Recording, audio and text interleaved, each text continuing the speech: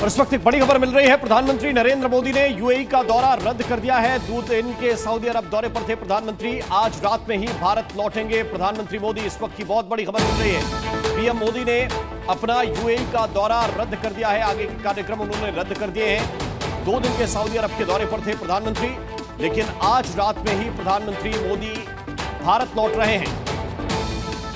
ज्यादा जानकारी के साथ नीरज पांडे इस वक्त हमारे साथ जुड़े हुए हैं। नीरज, प्रधानमंत्री ने पहले बात की थी, गृह मंत्री से उनकी बात हुई थी और गृह मंत्री तुरंत एक्शन में आए थे। तभी यह लगा था कि हो सकता है कि पीएम लौटेंगे, लेकिन यह ऑफिशियल अब अनाउंस हो गया है कि पीएम लौट रहे हैं।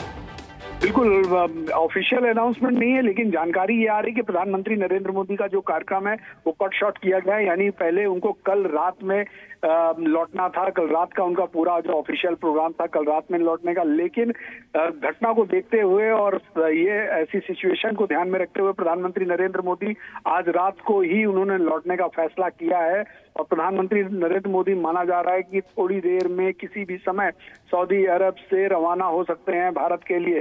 देर रात या मॉर्निंग तक प्रधानमंत्री नरेंद्र मोदी दिल्ली पहुंच जाएंगे, क्योंकि जिस तरह के हालात हैं वो अपने आप को अलग नहीं कर पा रहे हैं और यही कारण है कि उन्होंने अपना जो शेड्यूल है, अपना पूरा जो कार्यक्रम है उसमें फेरबदल किया। जो कल रात में उनको वहां से रवाना होना था उसके बजाय आज रात ही वो सऊदी अरब से रवाना हो रहे हैं। अपना जो दौरा है वो उन्होंने छोटा कर दिया है। 1 दिन पहले ही सऊदी अरब से भारत के लिए लौटेंगे प्रधानमंत्री नरेंद्र मोदी। बिल्कुल नीरज, ये इसके 2 मायने हैं। एक तो भारत के नागरिकों की जान गई है, हमारे लोगों की जान गई है, प्रधानमंत्री का खड़ा होना बनता है। लेकिन दूसरी तरफ लोग जो उम्मीद कर रहे हैं इस सरकार से, क्योंकि सरकार कहती है कि हम कठोर निर्णय के लिए जाने जाते हैं, क्या ये भी मायने निकाले जाएं कि यहां जब मीटिंग में प्रधानमंत्री साथ में होंगे गृह मंत्री अमित शाह के, तो फिर निर्णय भी कड़े लिए जाएंगे।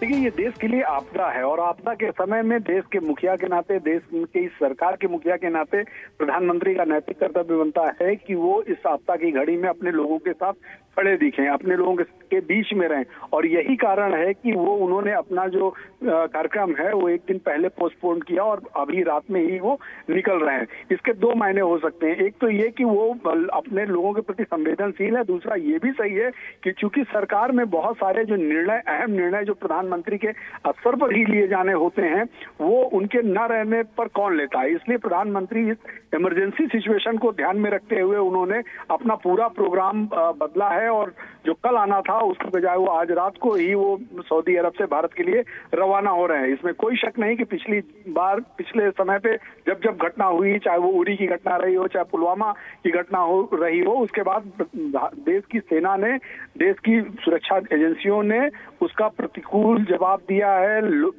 आतंकियों को मुंहतोड़ जवाब दिया है।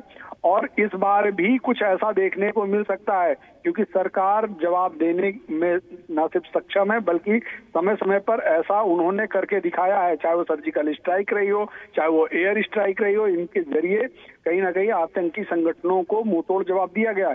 इस बार भी वैसी, और ये कहें कि जिस तरह से प्लान करके पूछ कर कि आप हिंदू हैं और लोगों पर गोलियां बरसाई गई, ये कहीं ना कहीं भारत के ऊपर एक बहुत बड़ा आघात है, बहुत बड़ा हमला है। ऐसे में सरकार का जवाब देना तो बनता है।